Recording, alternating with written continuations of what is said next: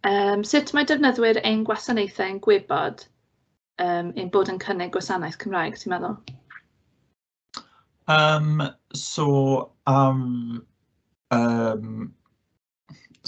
rhan mawr o'n gwaith fi yw delio gyda e-byst o'r cyhoedd am pob aelod o staff y Comisiwn ar gwaelod i e-byst nhw. Yn y llofnod, mae fe'n gweud bod ni'n croesawu gohebiaeth yn Gymraeg neu yn Saesneg.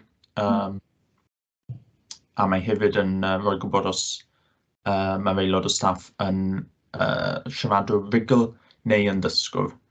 Yn ogystal â hyn, fel wedes i, mae'n holl ffurflenni ni ar gael yn ddwyieithog neu ar gael y ffurflenni Saesneg. Mae fe'n gweud bod nhw ar gael hefyd ar gael yn Gymraeg ac y ffordd arall rownd. Fab.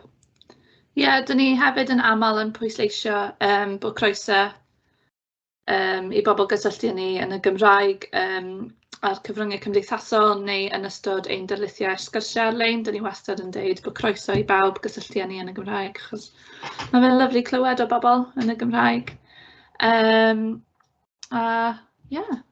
Mae'r wefan a'n holl bolisïau ni hefyd ar gael yn y Gymraeg i'r cyhoedd a i'n staff mewnol ni.